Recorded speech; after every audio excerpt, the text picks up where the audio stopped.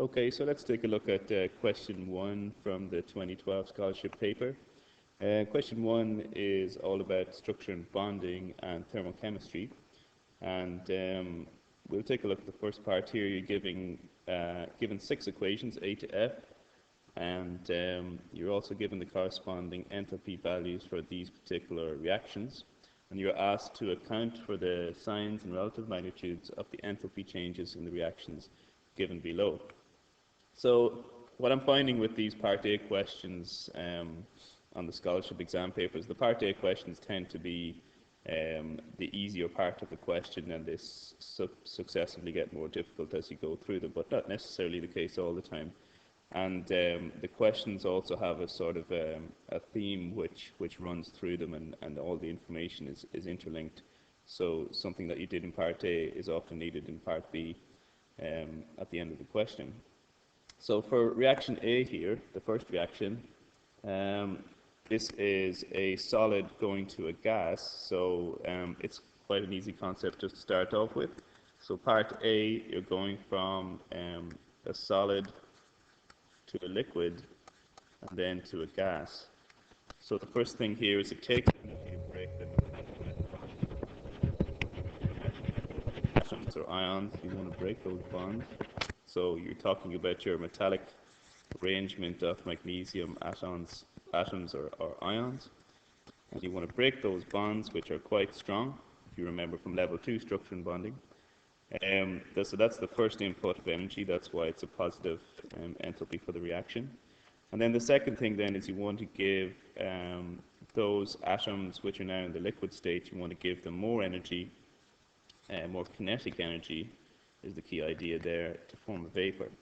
So I'll just give the short abbreviated answers for each of these reactions, and then we can compare them to the NCEA answers in a minute. For the second situation, you have half of diatomic fluorine going to monatomic fluorine. So the situation here is really you have fluorine, so F2 is actually equal to this situation right here, if you do at your Lewis diagram. And this is one covalent bond. So one covalent bond is broken. So when you go from F2 to singular fluorine atoms, you're going from a situation where you have 2 fluorines stuck together to a single fluorine atom. So you're breaking one covalent bond, and therefore it's endothermic. So I looked through the answers for these, and they wanted you to state clearly whether it's endothermic or exothermic as well. So hopefully if you're looking at a scholarship paper, you can see that clearly just from the signs here. So that's endo, endo, endo. This is also endo. This is exo, and the last 2 are exothermic. Okay.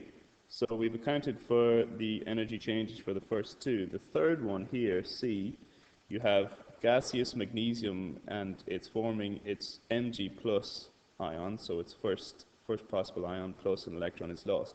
So this is all about ionization energy. Part C and D, they're all about ionization energies. And remember, ionization energy is the energy required to create an ion from an element or ion in its gaseous state. So that's why all of these are gases, and all species in this are gases except for the magnesium solid there and the magnesium fluoride at the end. So again, ionization energy is the energy required to remove an electron from an element in its element or ion in its gaseous form. And if you remember from your lessons, the first ionization energy is always less than the second ionization energy, and it's simply because to take one electron away from an atom is quite a big deal in itself, but to take 2 away just takes that much more energy or effort. So I'll just do C and D together. So first ionization energy is always less than the second. Okay. The main idea here is that with the second ionization energy, once you remove the first electron, there is less shielding effect.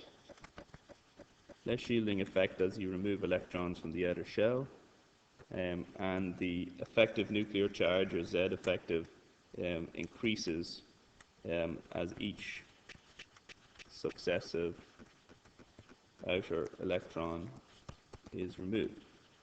And that's why the ionization energy will increase. And you can see that there. It goes from plus 744 kilojoules per mole for the first electron to be removed, and then it jumps to double that to 1457 to remove that second electron, because the effective nuclear charge is stronger as the electrons shift in slightly closer to it. Okay, for E here, reaction E, if we go back up really quickly, reaction E, you're going from gaseous or gaseous fluorine, and you're adding an electron to it to make it F negative. So that this is essentially, if you have just fluorine on its own, and its electron arrangement is everything as far as helium, and then it is 2s2 2p5. So you can see there it just needs one more electron. You could also use the old Lewis octet structure and said, well, it's group 7, and it needs one more electron to get its full outer shell. In either case, adding an electron to fluorine will make it more stable, and as it becomes more stable, it loses energy, and this is why this is exothermic. So you have a situation where your fluorine atom in its gaseous form gains one electron, and then it becomes F negative, which would complete its outer shell. So it would become everything as far as helium, 2s2 2p6, which is your 8 electrons. And with that stability, you get a loss of energy. In this case, you get minus 334 kilojoules per mole of energy released. All right, and then the final equation we have there, equation F, similar idea. It's all about stability between E and F. It's all about stability. So by taking these two ions, magnesium 2 plus, in its gaseous form, and 2 of the fluoride ions to form magnesium fluoride solid. As we know, ionic solids are very stable. Take a lot of energy to separate those two bonds, and the energy in this case would correspond to the negative 2957 kilojoules per mole of energy, which is released as these two ions join together and form the more stable magnesium fluoride solid. So that is the overview of how to do question 1, A part 1. So if you look at the answers here, you can read through those. Again, these are available on NZQA. You want to look up scholarship chemistry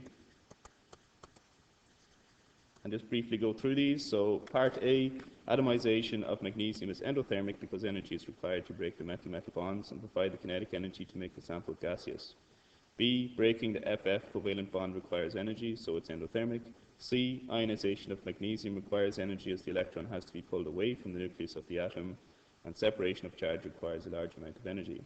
D, removal of a second electron, so the second ionization energy requires even more energy because the starting ion is smaller than the atom, so that the electron has to be removed from closer to the nucleus.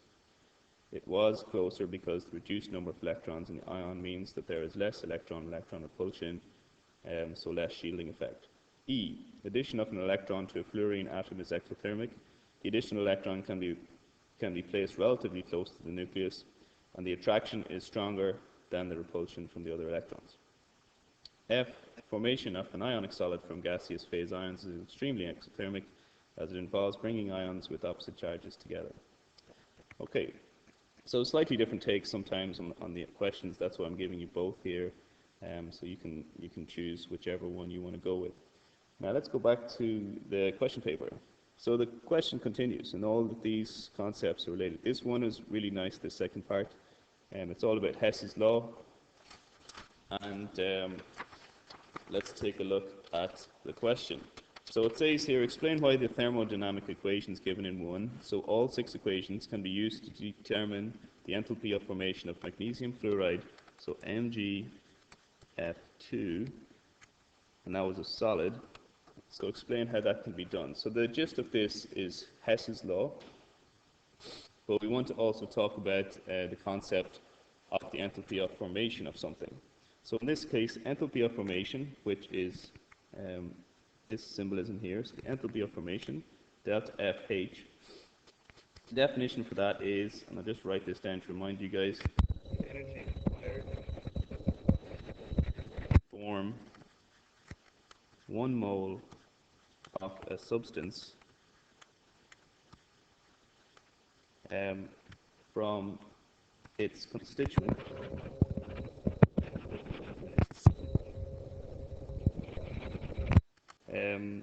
in their elemental form.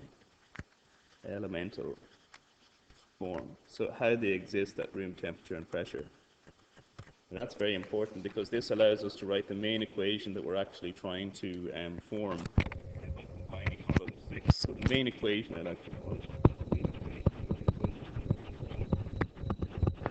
is the equation for the formation delta FH of magnesium fluoride, which is a solid. And that is going to be magnesium fluoride is the target product that we're trying to make.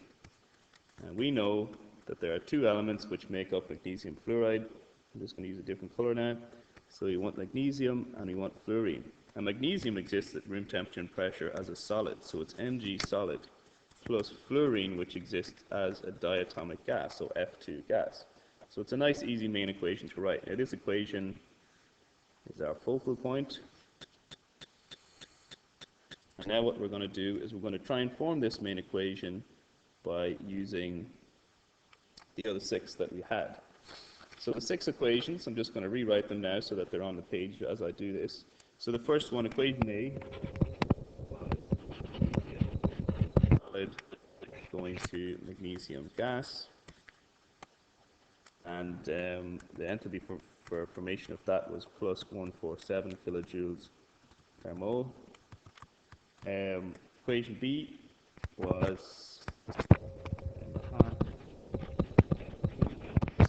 going to fluorine, singular atom, and that was plus 79 kilojoules per mole.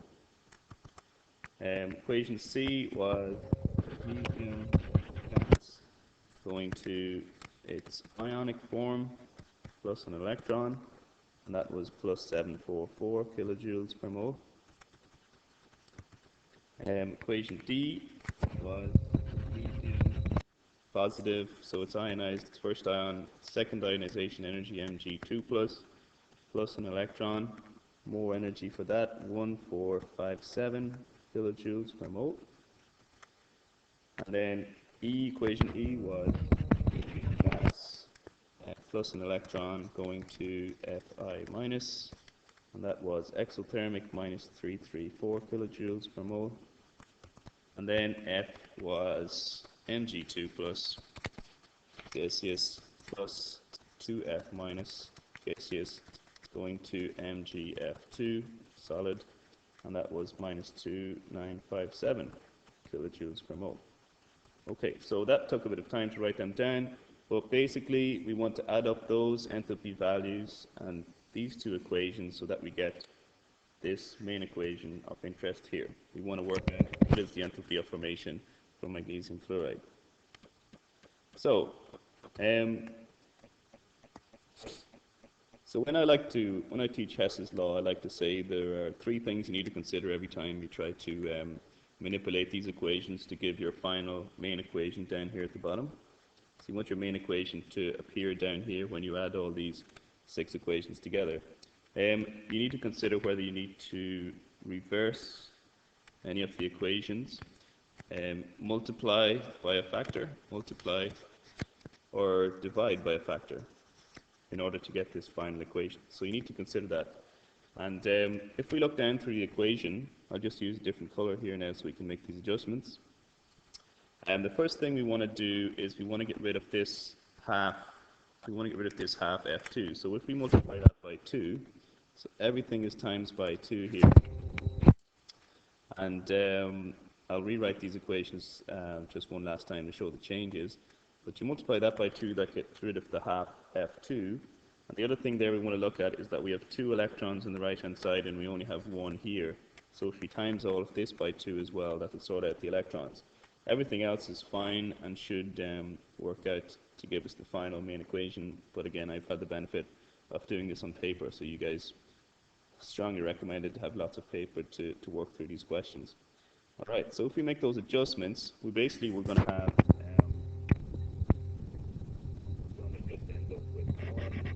fluorine there. If we times that by 2, we'll have 2 right there, and 2 times 79, that's 158. So that becomes plus 158. When we multiply by 2 here, we have 2 fluorines, we get 2 electrons, 2F minus, and then 2 times 334 is 668. So that becomes 668, still minus, and that's gone. So if we add the whole thing together now, just use one final different colored pen again. Let's go with green. We get, we can cancel a few things out here now, so we can cancel out the magnesium gas with the magnesium gas. We can cancel out the Mg plus with the Mg plus. The 2 electrons go with those 2 electrons right there. What else can we get rid of? The 2F minus goes with down here. That 2F minus goes with that 2F minus right there. And that Mg2 plus goes with that Mg2 plus right there. So we should be left with Mg solid. And we have our F gas. And we need to also get rid of the 2F gas. There goes with that 2F gas right there. So we have Mg solid, F2 gas, and then we have our MgF2, which is exactly what we want. So we have Mg solid plus F2 gaseous going to MgF2 solid, which is exactly our main equation. So we've sorted that out. So we just need to add up all these enthalpy values, and that becomes to an enthalpy of formation for magnesium fluoride of minus 1119 kilojoules per mole. So a nice, very nice Hess's law question. Okay, let's move on with the paper. So we move on down to part B. Still continuing, we're sort of moving on from the first part now. So part B, they introduce a slightly new concept. Okay, so still dealing with the structure and bonding concepts. Part B, for many years the group 18 elements were known as the inert gases as a reflection of the belief that they would not form compounds. The synthesis of compounds like xenon difluoride, xenon tetrafluoride, or xenon trioxide showed this belief to be incorrect. The elements are now known as the noble gases, indicating a low rather than absent reactivity. So, part 1, using your knowledge of periodic trends. So, periodic trends in your mind, you need to think straight away. Ionization energy, electronegativity, and atomic radius or size. So they're the 3 periodic trends that you learn in school with level 2 or level 3 chemistry. So using your knowledge of those trends, explain why fluorine and oxygen are the elements most likely to combine with xenon, and why xenon is the noble gas most likely to form compounds apart from radon, which is difficult to work with because of its reactivity or radioactivity. Okay, so the key to this is your periodic trends. So if I just quickly do some little drawings here, ionization energy and electronegativity will increase across the periodic table. So ionization energy, the tendency for an element to ionize, it increases across the periodic table because the electronegativity, or ability for an atom to attract electrons towards it, also increases. So the maximum or the strongest element with an electronegativity value of 4.0 is fluorine, and oxygen is right beside that, so we'll just stick oxygen right there. So electronegativity and ionization energy increase across the periodic table. They also increase up the group towards fluorine, again showing that fluorine is the most electronegative element and the most difficult to ionize. Whereas atomic radius, and this is relevant for xenon, right? So they just discounted radon because it's too difficult to work with. It's radioactive, so you don't want to be handling radioactive radon that's supposed to be a radioactive symbol. So too dangerous to handle, so xenon is our next option. As you go down the periodic table, atomic radius increases. And this is due to more electron shielding. Okay, as you add more shells, so shells 1, 2, 3, let me just count it down, 1, 2, 3, 4, 5. So xenon has a shell, is out to its fifth shell, and therefore the electrons in the outer fifth shell are very far from the nuclear center, and therefore those electrons are relatively easy to remove an electron, an outer shell electron, relative to the other elements from the noble gases. And then similarly, the reason why oxygen and fluorine are such good candidates to react with something like xenon is because both of those elements are very electronegative. So oxygen and fluorine, electronegative elements, so good at taking electrons from others. And you can just look at the electron arrangement for fluorine just as an example. So everything as far as helium, 2s2, let's write this properly, 2s2, 2p5. So fluorine needs one more electron, which it can take from xenon to complete its full outer shell. So if we just compare that to the NZQA answer, just to see if there are any discrepancies there. So we'll move on down. So there was your Hess's law answer there. B part 1. No, lost it there. Let's go back again. So B part 1, xenon is a large atom right here. Xenon is a large atom with low down in the periodic table. It is in group 18 and has a full valence shell, so it is hard to remove or share electrons.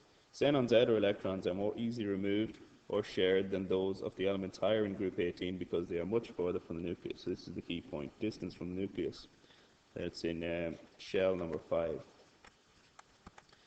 Sharing or removal of electrons will only be possible if the electron is placed or shared into a very stable orbital. That is, one on a very electronegative atom, or electron is attracted by a very electronegative atom. So two ways to write that.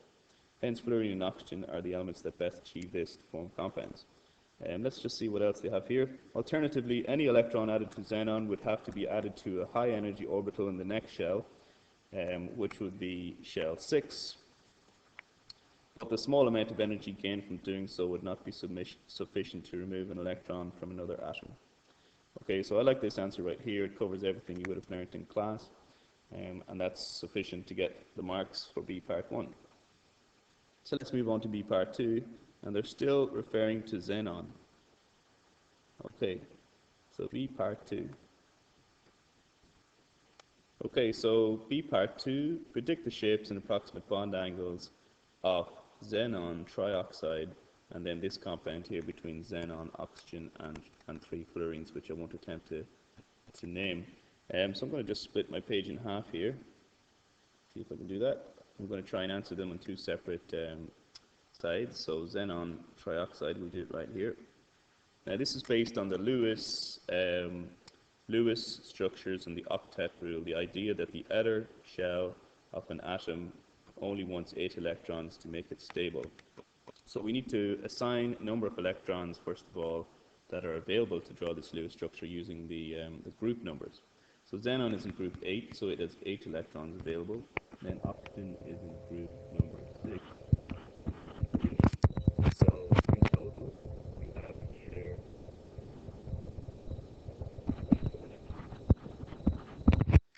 and you want to just, okay, so not 24 plus 26. Erase that for a second. So 36 is 18 plus 8, 26. So we have a total of 26 electrons assigned. And what the first compound and arrange the other elements around it. Okay, so then we just put the bonding pairs between them. There is a because when you assign the rest of the electrons. So we'll just use a different color for the oxygen lone pairs, 2, 4, 6. So that oxygen has 8, 2, 4, 6, 8. So we just need to check that we have assigned our 26 electrons. 22, 24, 26. So the situation we have 4 electron clouds around the central xenon, but we only have 3 atoms bonded. So it's a tetrahedral arrangement. In terms of bonding, but the shape is trigonal, is a trigonal pyramid, very like ammonia. So the shape is going to be xenon right here, electrons on the top, one bond to the oxygen in the plane, one bond coming out at you, and then one bond. So that would be your xenon trioxide. The bond angle then will be, it's about 107 degrees, but just be safe to say it's less than 109, because 109 is the true tetrahedral bond angle. Okay, the next situation is this compound here, which I've never seen before myself, but you are expected to have the skill set to work through it anyway. Again, number of electrons, well, xenon has 8, this oxygen has 6. The fluorine has 7 electrons times 3. So in total it comes to 35 electrons. But because there's a positive charge here, it means it has lost 1 electron to give a total number of electrons of 34 to assign. Again, we put our xenon in the center and arrange 3 fluorines like so. You could have done it another way around, but in any case it's going to end up like that in some shape or form. Don't forget to put square brackets to show the overall charge in the compound. And then we just start assigning electrons, so always bonding first. So make sure you have a bonding pair for every single one. Okay, and then you want to put on your lone pairs, so we'll use a different color for the fluorines, the oxygens. 2, 4, 6, 8, done. 2, 4, 6, 8, done. 2, 4, 6, 8, done. 2, 4, 6, 2, 4, 6, 8, done. So there is still actually another pair of electrons to assign there. So what we end up doing is we put them on the xenon. And this is an example of an expanded octet, which is a concept that you only pick up on in level 3, and it kind of picks holes in the Lewis approach of having only 8. So in the situation here, we have 5 electron clouds, 1, 2, 3, 4, 5. So 5 electron clouds around the central xenon, and you have 4 atoms bonded. So the shape here we're looking for, it's a trigonal bipyramid arrangement. It's a trigonal bipyramid arrangement, but the shape is a seesaw shape. We'll just try and draw the seesaw beside it here to fit it in. So xenon in the center, and then you have fluorine there, fluorine right there. Okay, that bond angle is 180 degrees, so 180. You still have your lone pair just there because that influences the shape, so I always like to leave that in. And then you have one bond coming out of the plane, which would be to a fluorine, could be the oxygen, and then one bond going back into the plane. And this bond angle here is about 120 or a bit less. Okay, so that's the answer for B part 2. And again, you can take a look at the NCEA, but it's going to basically mirror that. And then the last part to this question, part 3, we scroll on down. Okay, so the last part, discuss the possibility of forming compounds between an element from group 1, and that's everything from lithium down to francium, and a noble gas. Consider whether such a compound is likely to be ionic or covalent, and if such a compound were to exist, state which elements from group 1 would be the most likely candidates. Okay, now I started into an answer for this myself. It wasn't too bad, but then I realized when I looked at the sample answer from NZQA that there's no need for me to write a 7-line paragraph here when they've already done it. So we're just going to take a look at the answer. But the basic gist of this is group 1, as you should remember even from level 1, is they have one, let's write that properly, one outer shell electron, which they typically lose. And then what you find is that it's much easier for, if we look at the group 1 elements here, lithium's at the top, francium's at the bottom. You'll never see francium in school, cesium either for that matter, and that's because they're so reactive and they lose that one electron easily. And it's due to the fact that the atomic radius is increasing, so it's periodic trend again. The atomic radius is increasing. Successive shells, and the Z effective nuclear charge is decreasing, so it's easier to lose that one electron. So the group 1 elements are more than likely to lose an electron and to something like xenon in group 8. So that would be an ionic compound that they would be forming. But let's take a look at the NZQA answer. So the NZQA answer goes as follows. Just skip on down. There's your answers to your Lewis structures. Okay, so the final part here. Under normal circumstances, the reactivity of group 1 elements involves loss of the valence electron to give a cation and addition of the lost electron to a relatively electronegative element. The resulting ions then combine to form an ionic solid, a process that is very exothermic and can greatly assist in the formation of the products, a major advantage over covalent compounds. This is particularly easily done in the formation of ionic compounds from elements of group 1 with elements of group 17, so something like lithium chloride or sodium chloride. It will be less favorable for group 18 elements to do this, as the additional electron must go into the next shell of the group 18 element. So the next shell for xenon, we said, was shell 6, and that's going to be completely empty because you've already filled your 5th shell, so it's completely empty. The elements low in group 1, such as cesium or rubidium or francium, if you can get your hands in it, the elements low in group 1 lose their valence most easily, are most easily ionized, while those higher in group 18 will most favorably have an electron added, since they are furthest away from the nucleus.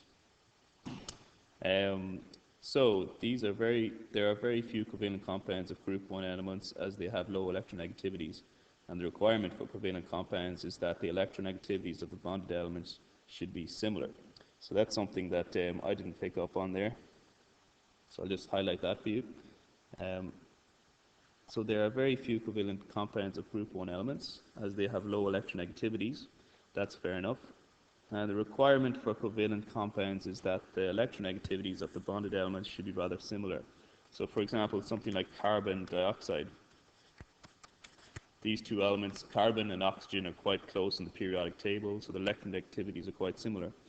The methane, all of the hydrocarbons, again, electronegativity is quite similar. So they form covalent compounds rather than ionic.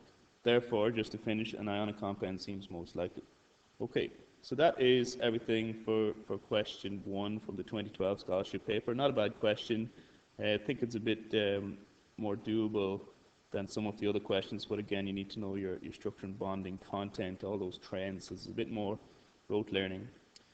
You have your judgment statements right there as well, so you can take a look at what was needed to get the marks necessary to pass that question.